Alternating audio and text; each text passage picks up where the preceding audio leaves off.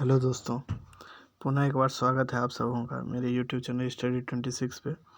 और हम लोग दिल्ली सल्तनत कर रहे थे। इसी कड़ी में आज हम लोग देखेंगे कि रजिया, जो कि हम लोग को पता है कि जब हम लोग दिल्ली सल्तनत पढ़ रहे होते हैं तो उसमें रजिया इल्तुतमिश के पश्चात शासिका बनती हैं, जो कि दिल्ली सल्तनत की प्रथम महिला शासिका। इनका बहुत बड़ा योगदान है दिल्ली सल्तनत में, उसको देखना होगा आखिर वह कैसे और उनके सामने क्या क्या परिस्थितियां रहती है, जिसके बाद वो उसका किस प्रकार निदान कर पाती हैं और फिर वो शासिका के रूप में उनका जो 4 वर्ष का कार्यकाल है वह किस प्रकार रहा। तो इसको हम लोगों को देखना होगा।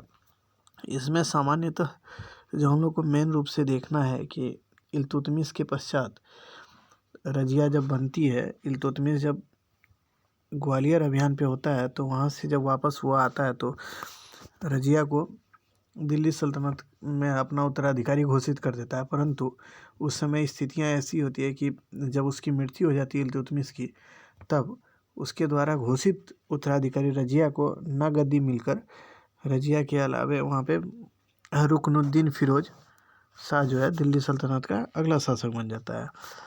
तब ये रजिया को इसके लिए संघर्ष करना पड़ता है कि आखिर, और वो फिर बाद में किस प्रकार दिल्ली सल्तनत की शासिका बनती हैं उसको हम लोग इसमें देखेंगे और फिर उसके कार्यकाल को चलिए हम लोग समझते हैं। पहले देखिए 1236 से 1240 ईस्वी का जो कार्यकाल है वो रजिया का है, 4 वर्षों का कार्यकाल है। और इल्तुतमिश का हमने बताया था आपको 1236 ईस्वी तक इल्तुतमिश रहता है। उसके बाद देखिए इल्तुतमिश के बाद रुकनुद्दीन फिरोज शाह जो है वो उसका पुत्र ही है, इल्तुतमिश का बेटा है, जो कि दिल्ली सल्तनत की गद्दी पर बैठता है।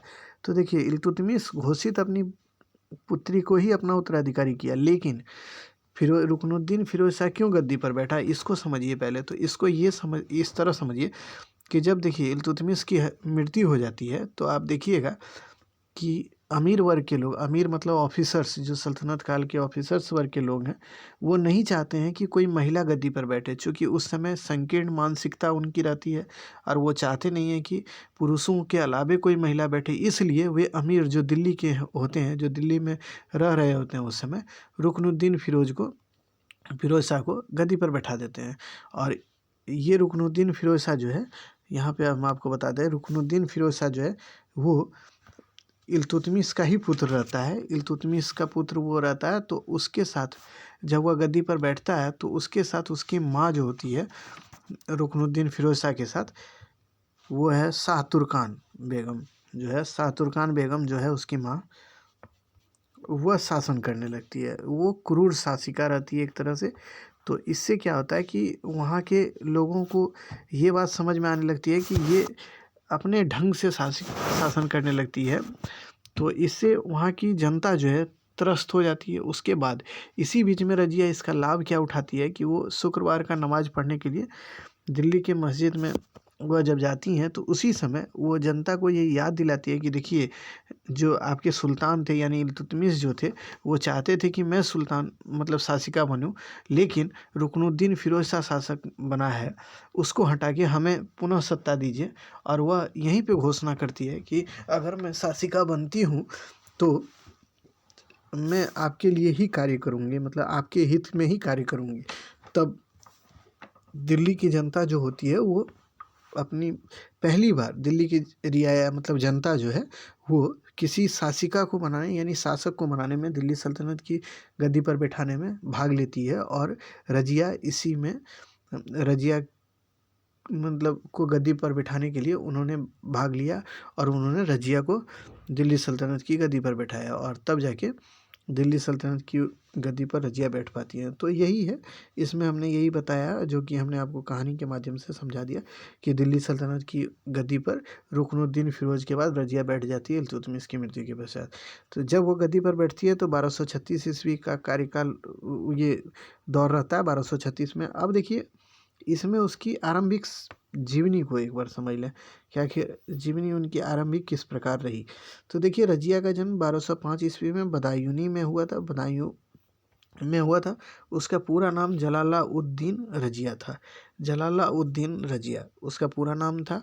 उसके बाद उसका उपाधि अगर पूछे, हम नहीं लिख पाए हैं तो आप यहाँ पे एक ध्यान में रखिएगा कि उसकी उपाधि क्या थी। तो यहाँ हम लिख देते हैं मिनट।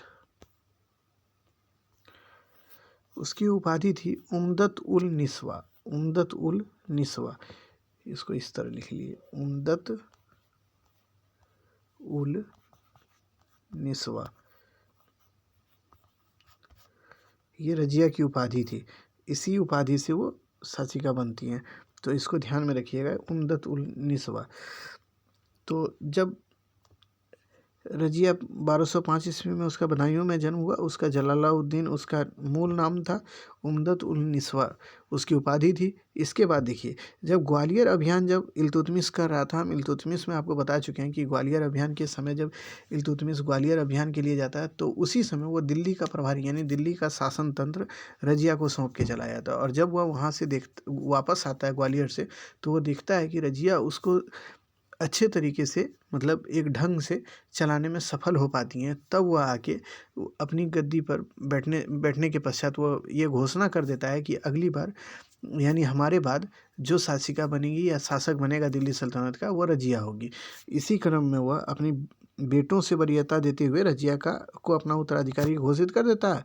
और अपने द्वारा जो स्मारक टंके यानी उसके द्वारा जो पैसे टंके जो उस समय निर्गत कराए गए थे, उसमें अपने नाम के साथ रजिया का भी नाम लिखवा देता है, नामांकित करवा देता है। यही एक स्थिति होती है कि रजिया को दिल्ली सल्तनत की गद्दी पर बैठने का एक अधिकार मिल जाता है कि वो अब अगला उत्तराधिकारी दिल्ली सल्तनत की वही होंगी। और तभी रुकनुद्दीन फिरोज शाह बैठ जाता है, तो उसको हटाकर रजिया पुनः दिल्ली सल्तनत की गद्दी पर काबिज हो पाती हैं। इसी में अब हम लोग देखेंगे कि रजिया जब गद्दी पर बैठ गई तो उसके सामने क्या क्या समस्याएं थी। तो देखिए, रजिया जब शासिका बन जाती हैं तो उसके समय एक समस्या ये उभर के आई कि राजतंत्र एवं चालीसा के बीच संघर्ष। यानी एक जो कुछ लोग रजिया यानी जनता जो रजिया को गद्दी पर बैठाए थे, और यहाँ जो चालीसा जो इल्तुतमिश के द्वारा अमीरों का एक वर्ग बना के जो चालीसा नामक तुर्कान चहलगानी नाम करके एक संस्था को स्थापित किया गया था, उनके द्वारा इसका विरोध किया जाने लगता है। तो रजिया अपने शासन काल में सोचती है, फिर इन विरोधों को समाप्त करने के लिए वो चाहती है कि तुर्क गुलाम जो उनके एकाधिकार को ख़त्म करना चाहते हैं, तो इसी क्रम में वो चाहती है कि एक ऐसा गैर तुर्क संगठन को स्थापित किया जाए, यानी गैर तुर्क एक ऐसा विभाग बनाया जाए ताकि जिससे ये हो सके कि इन जो तुर्की जो अमीर वर्ग हैं, इनके जो विरोध हैं वो समाप्त हो सके। तो इसी क्रम में वो क्या करती है रजिया कि एक अबिसिनियाई जो है रहता है, उसका नाम रहता है जमालुद्दीन याकूत। जमालुद्दीन याकूत जो रहता है उसको वो आमिर आखुर का पद जो है दिल्ली सल्तनत में है अश्वशाला का प्रधान, यानी घोड़े का विभाग जो होता है उसके प्रधान को आमिर आखुर कहा जाता है। उस पद पर नियुक्त कर देती है किसको, तो इसको याद रखिए जमालुद्दीन याकूत को, यानी तो याकूत भी आप याद रखें तो चलेगा। याकूत को वो आमिर आखुर के पद पर नियुक्त कर देती है। और याकूत जो है इस पद पर नियुक्त होने से हो जाता है जब, तो इससे क्या होता है कि तुर्क अधिकारी यानी ऑफिसर्स जो भी हैं, अमीर वर्ग जो हैं तुर्की लोग, वो इसके विरोध में होते हैं। किसके, रजिया के। चूँकि आपको पता है कि इल्तुतमिश जो है तुर्की ही है, तुर्कों का ही वंशज है ये लोग। तो ये जो इनके जो वंशज ये माने तुर्क लोग जो हैं वो इसके विरोधी हो जाते हैं। चूँकि ये तुर्की नहीं रहता, कौन, याकूत जो रहता है आमिर आखुर के पद पे जिसको नियुक्त किया जाता है, वो तुर्की नहीं रहता, वो गैर तुर्की रहता है, वो अबिसिनियाई रहता है। तो इससे ये असंतुष्ट हो जाते हैं, जिसके पश्चात क्या होता है, रजिया चाहती भी है कि तुर्क अमीरों के समानांतर एक गैर तुर्क अमीरों का गुट तैयार हो जाए, और ये वो कर भी पाती हैं, उसमें वो सफलता भी उनको मिल पाता है। याकूत की नियुक्ति उसकी इसी नीति का ही अंग रहता है कि मतलब वो एक गैर तुर्क अमीरों का एक ऑफिसर्स का एक वर्ग तैयार कर सकें, ये वो चाहती है और वो करती भी है। लेकिन बाद के जब इतिहासकार आप देखिएगा तो वो लोग रजिया और याकूत के बीच एक गैर अनुचित प्रेम संबंध के बारे में भी चर्चा करते हैं। तो उसमें वो कहते हैं कि रजिया और जो है याकूत के बीच गैर संबंध मतलब प्रेम संबंध थे। जैसे फरिश्ता के बारे में आप याद रखिए, एक उसको हमने लिखा नहीं है लेकिन हम बता देते हैं। फरिश्ता कहता है कि जब रजिया घोड़े पर बैठती थी तो याकूत उसे अपने बाहों में उठाकर घोड़े पर बिठाता था। यानी वो ये दर्शाने का कोशिश करता है कि देखिए किस प्रकार इन दोनों के बीच प्रेम संबंध प्रसंग चल रहे थे, जो कि जाहिर सी बात है, जो उस समय तुर्क अमीर थे उनको तो अच्छा लगेगा ही नहीं। और उस समय आप जानते हैं पुरुष प्रधान जो समाज है उसमें महिलाएं जब गद्दी पर बैठती हैं तो सामान्यतः हर दौर में पुरुषों को इस बात की ज़्यादा ही दिक्कत हुई है कि वो महिलाओं से कैसे मतलब महिला शासिका बनेंगी तो वो अगर उनके ऊपर अगर उनका शासन चल रहा है तो वो इसे कैसे देख पाएंगे। तो यही इस दौर में भी हुआ। रजिया के भी शासिका बनने के कारण इन लोगों को लगा कि भाई कोई महिला कैसे शासिका बन सकती हैं, ये बहुत मतलब समय तक उनको अखरता रहा। तो यही हुआ जब याकूत को उसने आमिर आखुर का पद दिया तो उन्हें और भी इस बात की दिक्कत होने लगी कि आखिर कोई गैर तुर्क कैसे इतने बड़े पद पे हो सकता है। तो चलिए, तो इससे क्या हुआ कि रजिया ने जब गद्दी को धारण किया यानी वो शासिका बनी तो हम महिलाओं की तरह वस्त्र ना पहनकर पुरुषों की तरह वस्त्र पहनने लगी। और कुबा जिसको कुर्ता बोला जाता है और कुलाह जिसको पगड़ी बोलते हैं जो कि सर पे पहना जाता है, कुलाह पगड़ी और कुर्ता ये दोनों वो पहनने लगी। और भारतीय परंपरा में जो देखिएगा कि रजिया ने राजकीय छत्र रखने की शुरुआत कर दी। जो भारतीय परंपरा में राजकीय छत्र रखने की परंपरा आरंभ से चली आ रही थी उसको रखने का प्रारंभ रजिया ने पुनः शुरू कर दिया। जिससे ये हुआ कि स्वामी के अनुसार वह महिला जिससे ये होने लगा कि ये स्पष्ट होने लगा कि एक शासिका के रूप में और स्वतंत्र रूप से वो शासन करने लगी। जिससे वहाँ के अमीर वर्ग जो तुर्क अमीर वर्ग हैं उनको ये चीज़ अखड़ने लगा। चूँकि उनका एक होता है ना उनको पूछना उसने कम कर दिया, जिससे वे मतलब रजिया के विरोधी के रूप में कार्य करने लगे। तो इसके बाद वो देखिए इसामी लिखता है कि वह जब गद्दी पर बैठती थी तो महिला अंगरक्षकों के साथ वह सिंहासन पर बैठती, यानी उसके चारों तरफ महिला अंगरक्षक होते थे यानी सेवक होते थे। उसके अलावे उसके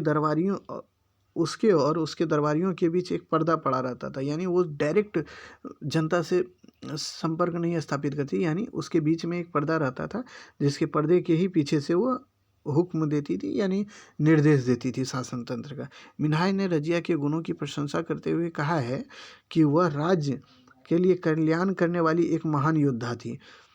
उसमें बादशाह के अनुकूल सभी गुण थे। मिन्हाज उस सिराज जो तबकात नासिरी लिखते हैं वो लिखते हैं कि रजिया में बादशाह के सभी गुण थे, लेकिन ये बादशाहत के गुण किस काम के, उसका महिला होना ही उसकी सबसे बड़ी पराजय यानी उसकी मतलब क्या कहते हैं उसके पतन का एक महत्वपूर्ण कारण यही था कि वो महिला थी। बाकी उसमें सभी अच्छे गुण थे जैसे कि आप पढ़ लीजिए। लेकिन आगे वह यह भी लिखता है कि उसके ये सभी गुण किसी काम के नहीं हुए क्योंकि स्त्री रूप में पैदा हुई थी और उसका नारीत्व ही सबसे बड़ा महान अयोग्यता मतलब योग्य नहीं थी। क्यों? तो वो महिला थी। लेकिन हमें इस बात को भी ध्यान में रखना चाहिए कि रजिया ने शासकोचित गुण का अभाव नहीं था रजिया में। वो शासकोचित मतलब एक शासक जिस तरह होना चाहिए वे सारे गुण रजिया में थे, परंतु उसका महिला होना उसके लिए सबसे बड़ा अयोग्यता का पहचान था, जिसके कारण उसका पतन हो गया। यही है इसमें मुख्यतः, इसमें सारी बातें यही हम लिखे हैं। अब जब आप देखिएगा कि आज भी कोई महिला अगर मान लीजिए किसी चुनाव को जीत के आती हैं और वो शासिका बन जाती हैं तो आप देखिएगा ध्यान से तो उसके विरोधी भी पुरुष वर्ग के लोग विरोध करने लगते हैं। तो यही चीज़ उसके समय उस दौर में भी हुआ कि उनके सामने विरोध होने लगा और उनके विरुद्ध षड्यंत्र किया जाने लगा। किनके द्वारा? उनके विरुद्ध षड्यंत्र तुर्क अमीरों के द्वारा षड्यंत्र किया जाने लगा। अब देखिए उन तुर्क अमीरों में कौन कौन थे जो षड्यंत्र कर रहे थे।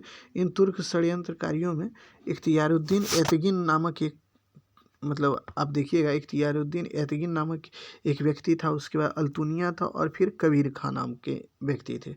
इसमें अल्तुनिया जो है ये मेन है, आप ध्यान रखिएगा, और एतगिन इख्तियारुद्दीन एतगिन और ये अल्तुनिया। अब देखिए इससे कहानी एक जुड़ा हुआ है, अब उस कहानी को समझिए। तो देखिए जब ये तुर्की मतलब विरोधी जो हैं इसके विरोध में हो गए तो इन्होंने षड्यंत्र किया कि याकूत को कैसे पराजित किया जाए। तो अल्तुनिया क्या करता है, याकूत की हत्या कर देता है और तवर हिंद में रजिया को गिरफ्तार कर लेता है। उसको क्या करता है, उसे कैद में डाल देता है। इसी बीच आप देखिएगा जब इसको तवर हिंद में कैद करके रजिया को तवर हिंद में जेल में डाल दिया जाता है, कैद में डाल दिया जाता है, तो उसी समय देखिएगा दिल्ली में एक घटना घटित हो जाती है। दिल्ली जब रजिया को गिरफ्तार कर लिया और उसको कैद में डाल दिया तो दिल्ली इस समय खाली हो गई, वहाँ पे रजिया तो थी नहीं। इसी समय यहाँ पे क्या होता है, बहराम शाह अपने आप को शासक घोषित कर देता है और बहराम शाह शासक बन जाता है। बहराम शाह एक नया पद चलाता है, नायब ए ममालिक, जिसको ममालिकात भी बोलते हैं। नायब सरदार के रूप में ये पद होता है, तो नायब ए ममालिकात, ये आपसे पूछा जाएगा नायब ए ममालिक या ममालिकात कौन चलाया, तो बहराम शाह।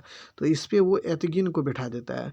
तो एतगिन जब इस गद्दी पर बैठ जाता है तो यहाँ पे क्या होता है, इस समय विद्रोह का नेता एतगिन था। रजिया जब इस घटना, हाँ, तब जब एतगिन इस पद पे बैठ जाता है और बहराम शाह जब वहाँ का सुल्तान बन जाता है दिल्ली सल्तनत का, तब इसी समय क्या करती है रजिया, उसी कैद में जहाँ पे वो रहती है, कहाँ, तवर हिंद में, तो उसी समय वो अल्तुनिया को अपने जाल में फंसा लेती हैं, प्रेम प्रसंग में फंसा लेती हैं।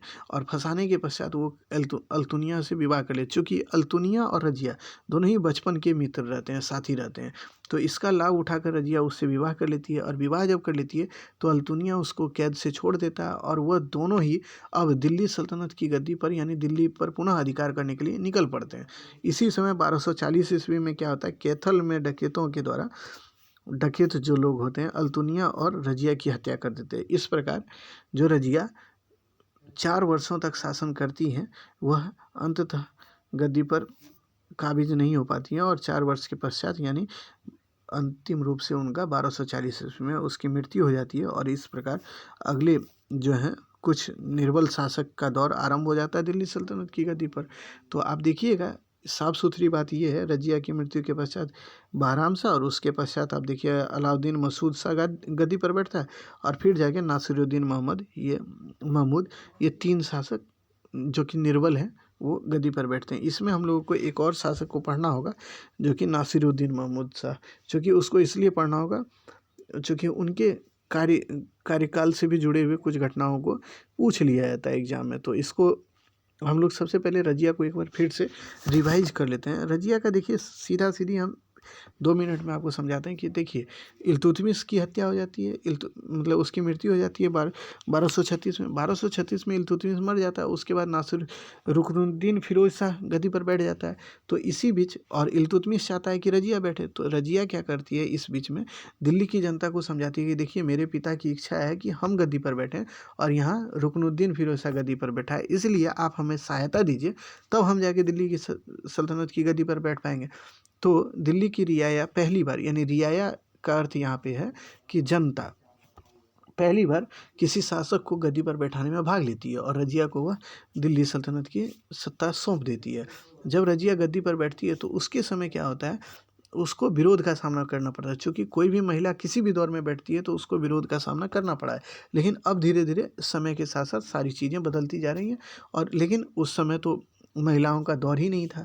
चूँकि अब जब देखिए मुस्लिम शासक का दौर है, वहाँ महिलाओं की स्थिति बहुत अच्छी तो है नहीं, तो इस वजह से रजिया को इसका विरोध का सामना करना पड़ता है और तुर्क अमीर लोग उसके विरोध करने लगते हैं उसका, और उसके विरुद्ध षड्यंत्र करने लगते हैं। लेकिन इसी समय रजिया एक खेल खेलती है। खेल ये खेलती है कि वो तुर्कों के समानांतर एक गैर तुर्क अमीरों का वर्ग बनाने, यानी आप मान लीजिए आप किसी विशेष वर्ग से हों और उस वर्ग के ही लोग आपके विरोध में हों, तो आप सोचिएगा किसी अन्य वर्ग के लोगों को भी हम प्रतिष्ठित कर दें इस तरह से, यानी उसको भी ऐसे ऐसे पद दे दें ताकि वो हमें सहायता कर सकें।